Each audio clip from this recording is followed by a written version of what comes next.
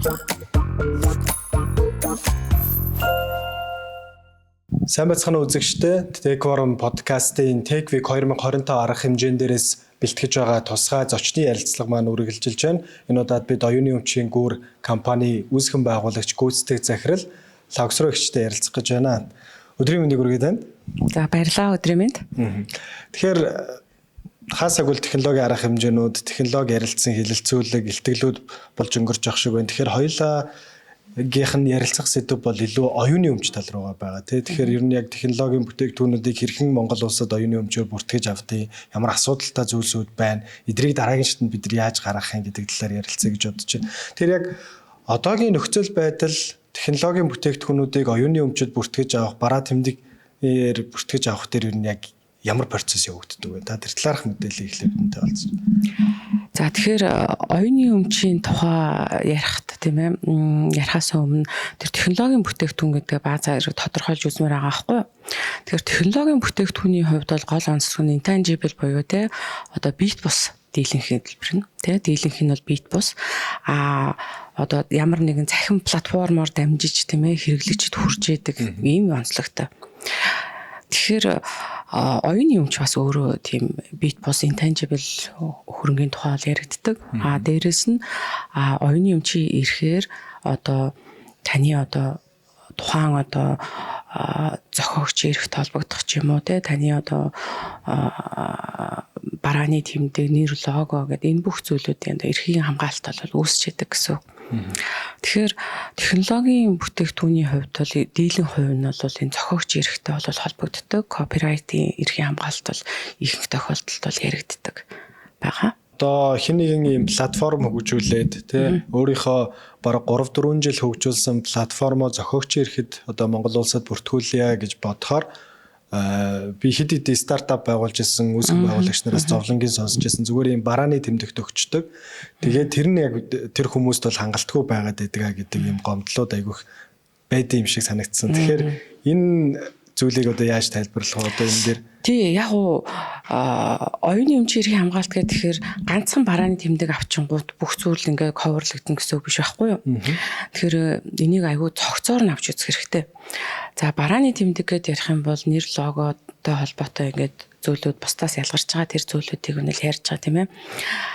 Гэтэл тэр платформын зохиож байгаа софтверийн хувьд бол копирайтын асуудал бол яригдана. Дээрэс нь тэр тухайн одоо зарим тохиолдолд тэр технологи янз бүрийн тэр төхөөрөмжтэй холбогдоод ирвэл энэ бол ашигтай загварын асуудал яригдана. Эсвэл одоо хийх ажилуулах арга гэдээ яриад явах юм бол энэ бол шинэ бүтээлийн патенттай холбогдно гэх мэтчлэнгээр энд бол юу гэдэг нэгийг авчхаараа одоо болчихж байгаа зүйл биш. Иж бүрэн одоо цогцоор навч үзчихэж энэ бүрэн эрхийн хамгаалалт нь одоо бүрэн үүсэж гин гэсэн үг байгаа байхгүй. Ингэжээж одоо юу гэдэг нөгөө зах зээл дээр хөрсөлдөх чадвар маань нэмэгдэнэ гэсэн үг. Тийм. Тэгэхээр энэ нэг бол арай өргөн өрөөнд цогцоор гэдгээр л харах хэрэгтэй байна. Би оюуны өмчийн мэрэгчлэнтэй ярилцаж байгаагийн хувьд нэг зүйлийг сонирхож асуумаар байна л да. Гэхдээ энэ яг одоогийн стартап компаниудтай холбоотой гэхээс илүүтэйгээр ийм хувь хүмүүсийн айгүйх сонирхлыг татж байгаа асуудал гэж магадгүй. Химэл оюун ба оюуны өмчийн асуудал гэдэг зүйл айгүйх яригдж байгаа сүүлийн. Тэгэхээр ер нь энэ химэл оюуны энэ хүчтэй давлгаан дунд оюуны өмчийг эзэмшиж байгаа компаниуд за ялангуяа энэ одоо энэ зохиогч эрх эзэмшиж байгаа зохиолч нар гэдэг ч юм уу те эсвэл өөрсдийнхөө уран бүтээлээ хийж байгаа энэ зохиогч эрхийг эзэмшиж байгаа хүмүүс энэ технологийн компаниудтай ер нь яаж цаашаага хамтарч ажиллах юм шиг байна. Эндээс ер нь бол одоо Нью-Йорк Таймсаас ахуулаад зарим нэг компаниуд шүүхт өгч эхэлж явах шиг байна тий. Эсвэл зарим нэг зохиолч нар одоо жишээ нь бөгшний эзний зохиолч нар ч юм уу тий ингээ шүүхт өгөөд яваад байгаа. Гэхдээ энэ асуудал ганцхан Монголд гэлтгүй дэлхийн нийтэд хараахан шийдэгдэг байгаа. Тэгэхээр ер нь цаашаа яаж явж магадгүй юм шиг. Тий. Юуны өмнө оюуны өмчгээд ярих юм бол яг нөгөө хүний бүтээлч үйл ажиллагааны үр дүнд бий болж байгаа тэр зүйлүүдийг хэлээд байгаа шүү дээ тийм ээ. Тэгэхээр хүний бүтээлч үйл ажиллагаа гэж байгаа. Тэгэхээр энд бол хүнийг хэлж байгаа хүний оюунаар бүтээгдсэн. Гэтэл нөгөө нэг химэл оюун ухаан AI гэдэг чинь бол хүний биш болчиход байна шүү дээ тийм ээ. Тэгэхээр ер нь бол энэ асуудлын хүрээнд бол дэлхийн нийтэд одоо гарц гаргалгаа тий эрх зүйн зохицуулт ямар байх вэ гэдэг зүйлүүдийг бол ярьж байгаа. Гэхдээ дийлэнх тохиолдолд яг нөгөө уламжилт буюу тий тэр одоо бүтээгч гэдэг нь бол тий хүн байна гэдэг дээр бол яригддаг гэсэн үг ихэнх тохиолдолд. Тэгэхээр зарим Америкт бол энэ талаар яригдж байгаа зүйлүүд сүлд харж яхад бол нөгөө AI бол tools тийм ээ одоо хэрэглэгдэх хүн. Тэгэхээр тэрийг хэрэгжилж байгаа нөхцөлд бол энийг нөгөө ажилтан ажиллуулж байгаа та хөсөөр ажиллуулж байгаа та дүүцүүлж харж болох уугүй юу. Яг тэр AI-ыг хүн командлж байгаа тийм гэх мэт. Тэгэхээр үнэхээр энэ бол анхаарал татсан одоо судлаач нарын дунд маш их маргаантай тий хятад гэхэд энэ чиглэлээр бол бүр байнгын хилцүүлэг тий байнгын ингээд маргаан болж идэг. Энэ бол үнэхээр хот сэдв бол мөн. Гэхдээ бид нар одоо юу гэдэг юм шууд одоо AI гэдэгтэй холбоотой одоо эрхийн хамгаалалт гэхээсээ илүүтэйгээр энэ одоо манай Монгол улсад үйл ажиллагаа явуулж байгаа IT-ийн компаниуд технологийн компаниуд ядчил өөрийнхөө одоо хүний одоо оюун ухаанаар бий болсон тэр бүтээлүүдээ бүтээгдэхүүнүүдээ зөв зохистой хамгаалах асуудал яригдмаар байгаа. Яа тэр ингээд нийтэн судлаад харж яхад бараг 70-80% нь бол ямар нэг эрхийн хамгаалалт хийдэггүй. Ийм одоо сул тал их ажиллагдаж байна та. Тэгэхээр технологийн бүтээгдэхүүн гэдэг маань өөрөө санаан дээр суурилдаг зүйл байгаа. Тэгээд тэр санаагаа бодит ажил болгохын тулд 2-3 жил хөгжүүлж явдаг, баш олон хүмүүстэй уулздаг, санаагаа хуваалцдаг, хөрөнгө оруулалт татахын тулд илтгэл пич тавьдаг. Тэгэхээр энэ хугацаанд өөрийнхөө санааг алдах, хин нэгэнд алдаад өөр хин нэгэн өрсөөд ингээд төрүүлээд бүтээгдэхүүнийг гаргацсан зах зээл дээр танилцуулсан тохиолдол байдаг л да. Тэгэхээр энэ дээр ер нь оюуны өмчийн хууль дээр төрүүлж бүртгүүлсэн даваа эрэхтэй болох уу? Одоо энийг ер нь яаж зохицуулдаг вэ? Тэгээ яг хоёр чиглэл бол байдаг оюуны өмчийн эрхийн хамгаалалт ярихад одоо онлын хувьд гэх юм уу та тийм ээ. Нэг талдаа бол хэрэглээгээр нь ярьдаг тийм ээ. Төрүүлж хэрэглэснээр нь хин төрүүлж хэрэглэсэн юм бэ гэж ярьдаг. Нөгөө талд бол хин төрүүлж бүртгүүлсэн юм бэ гэдэг энэ бүртгэлийн асуудлаар яригддаг гэсэн. Манай улсын хувьд бол бүртгэлээр бол зохицуулагддаг. Одоо ер нь дэлхийн дийлэнх улс орнуудын хувьд бол бүртгэлийн зарчим бол яригддаг. Өөрөөр хэлбэл хин төрүүлж бүртгүүлсэн first to file гэсэн зарчим бол яригддаг. Дээрээс нь бол санаа бол хамгаалагддаг. Тийм ээ. Санаа бол хамгаалагддаг. Тэр санаа нөгөө одоо илэрхийлэгдсэн бодитоогоор илэрхийлэгдсэн цаг үеэсээ эхлээд зохиогч ирэх нь бол үүсэж идэг. Харин тэр зохиогч ирэх копирайтыг бүртгүүлэх нь бол сайн дурын үндсэн дээр байдаг байхгүй. Тэгэхээр энд нэг бүртгүүлэхгүй ч байж болно. Тэгтээ бүртгүүлэх хэрэгтэй гэсэн ийм нэг хоёр концепт гарч ирж байна гэсэн бизнесийн хувьд тийм ээ. Тэгээ энэ IT-ийн компаниудыг харж байхад бол сая бас илтгэлүүд дээр нэлээх яригдж байна. IT-ийн компани бол хүний нөөцийн дутагдлал яригдж байна. Дээрэс нь хүний нөөцийн одоо шилжилт хөдөлгөөн маш динамик яригдж байна тийм. Тэгэхээр IT-ийн тэр компани дээр бий болж байгаа тэр софтвер тэрийг бүтээж байгаа хүмүүсийг яриад байна гэсэн үг цаанаа тийм. Энэ нөхцөлд бол нөгөө нэг сайн дурын бүртгэл гэдэг бол зайлшгүй шаардлагатай болж хувирж байна гэсэн үг шүү дээ. Гэтэл би одоо өөртөө зориулаад дуу зохиоцсон, өөртөө зориулаад кино хийцэн, видео хийцэн тийм. Тэр үтэл одоо хүүхдүүд хүртэл хөрхөн видео бичлэгүүд хийж штэ тийм. Тэр бол заавал бүртгэл шаардлагатахгүй. Гэхдээ тэр хүний зохиогч ирэх бол хадгалагдаж байгаа. Тэгэхээр энд бол бас ингээд бизнесийн хувьд бол ямар байх уу бодох асуудлууд маш их байдаг гэсэн үг. Тэгэхээр манай Монголын стартап компаниуд эхнээсээ бараг үүсгэн байгуулагдсан цагаас хоёр зах зээлийг ер нь судалж эхэлдэг гэдэг яриа байдаг байхгүй. Угаасаа тэр тэргүүн Монголын зах зээл жижиг. Бид нар ямарч бүтээгдэхүүн хийсэн за UB Capital жишээ авъя хамгийн дээд нь 1 сая хэрэглэгчтэй. Тэгээд тэрнээсээ дээш хэлэх угаасаа айгүй хэцүү. Тэгээд дараагийн зах зээл нь болохоор гадны зах зээлийг гэж хардаг. Одоо манай Монголын технологийн стартапуудыг харж байгаа зах зээл бол Төв Азийн зах зээл байгаа.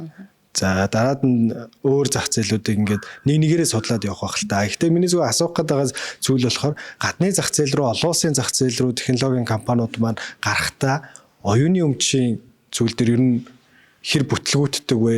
Бүтлгүүддэг бол энэ бүтлгүүтлүүдээ яаж хийх хэрэгтэй байдаг вэ? За юуны өмнө яг одоо бүтлгүүтсэн компани кейс бол тоочны бол тийм олон бол байхгүй.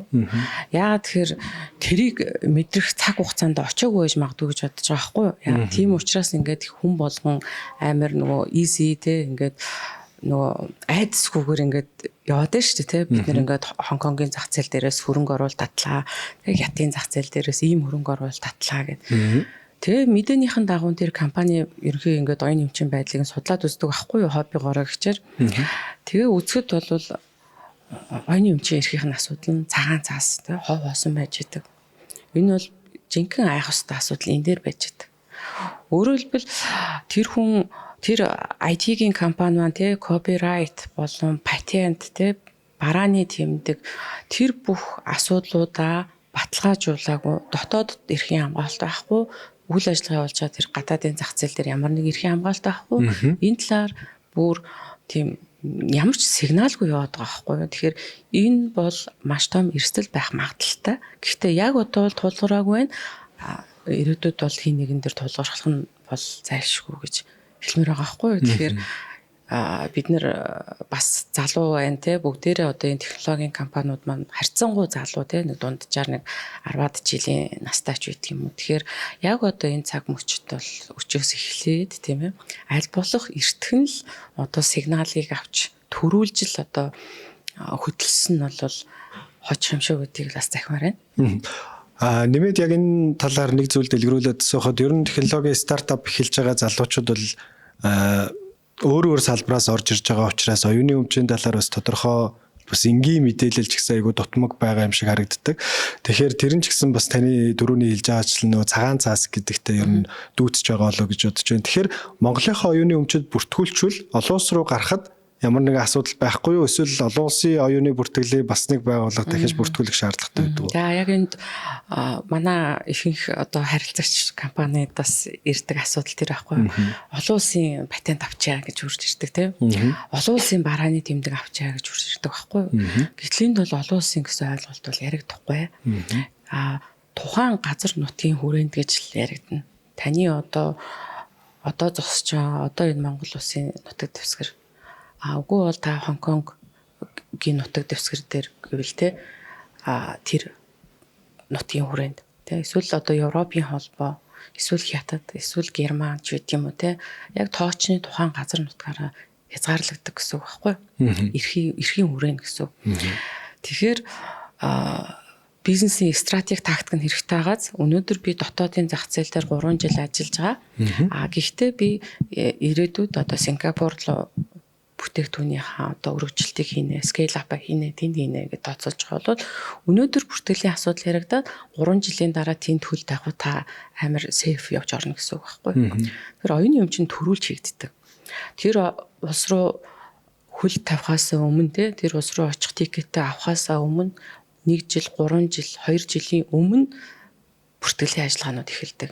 Тэгэхээр энэ нөгөө нэг урт хугацааг харж байгаа нөхцөлд бол компани тэр стратеги төлөвлөгөөн дотор бас нэлээд одоо дээгүрт энэ оюуны эмчийн асуудлаа хэлэлцэх ёстой байгаа байхгүй. Төгсгөлтөнд танаас асуухад оюуны өмчийг одоо би ч бас өөр бас бүртгүүлж үзсэн л дээ. Тэгээ процессын хувьд бол мэдээж айгүй удаан үргэлжилт юм л олон сарын дараа хариугаа авдаг 8-9 сарч байлуу те зарим процесс. Тэгэхээр яг тэр дунд нь бас ингээд мартагдах ч юм уу те эсвэл нөгөө процессын хувьд одоо жишээ нь хаана юу болоод байгааг нь мэддэхгүй. Одоо би аль олон сарын өмнө материалаа өгчөөд байдаг. Гэхдээ хариу нь бас хүлээгцээрлээдэг. Тэгээд зарим тохиолдолд нөө буцаачдаг шүү дээ. Тэгэхээр яг иймэрхүү процессууд дээр одоо жишээ нь ингээд зохиогчийн эрхээ хамгаалуулах сонирхолтой уран бүтээлч нар болон ийм компаниуд ер нь яг процессыг яаж дагуул зүгээрээд юм бэ? Одоо энэ манай Монгол Улсын оюуны өмчийн газрын явуулж байгаа энэ одоо бүртгэлийн үйл ажиллагаа бол тийм зөвхөн Монголд л ингэж удаад байгаа эсвэл ийм дотоодын хит тийм дотоод шин чанартай бол биш. Энэ одоо яг дэлхийн оюуны өмчийн байгууллагаас гаргасан тэр дүрм журм олон улсын гэрээ конвенцуудын хүрээнд явагдаж байдаг байхгүй юу? Тэгэхээр юу гэдэг хугацаа бол хэмнэн гэсэн ойлголт бол байдаггүй. Одоо юу гэдэг тэнд процесс явагдаж байгаа процесс, хуулийн хугацаа тий одоо хайлт шүүлт хийх, тэр шинжээж ажиллах тэр хугацаа бол яг л олон улсын одоо жишгээр явж байгаа гэсэн үг. Өөрөлдвөл барааны тэмдгийн бүртгэлгээ 6-аас 9 сар болдог ч юм уу тий. Патент гэхэд чинь бас 18-аас 24 сар, заримдаа тэрнээс илүү болох жишээний ч юм уу тий. Энэ бол зөвхөн Монголд бид нар удаад байгаа асуудал биш. Тэр үтгэл хятадд патент авах 6 жилийн дараа батлагдж байгаа патентуудаас байгаа. Энийг болохоор ихэнх одоо хүмүүс юу гэж ойлгодог гэхээр нэг анкет бөглөхтэй айгу ойролцоогоор ойлгоод байдаг тий. Улсын бүртгэлийн гэрчлэгээ авч анкет бөглөхтэй. Гэтэл энэ бол цаана эрх зүйн том зохицуулт руу та яваад орж байгаа баггүй юу? Таны энэ авч байгаа нэр, логоны өнгө, илэрхийлэл тий, дүрс, зураг тэр дотроо ингээд агуулдагдж байгаа элемент болгон чинь тий та тэр дата пул руу тэр дэлхийн дата пул руу явж орж байгаа хөлөө хийж байгаа гэсэн үг, гიშгэж байгаа гэсэн үг баггүй. Тэгэхээр тийшээ бол харанхуй бол ордоггүй. Тийм учраас яадаг гэхээр ихэнх компаниудын хувьд бол нөгөө урьдчилсан хайлт шүүлтээ хийлгэхтэй одоо хамгаалагдах магадлалыг яаж одоо илүү болгох вэ гэдэг дээр одоо мэргэжлийн хүмүүсийн тусалцаа зөвлөгөө авдаг гэсэн.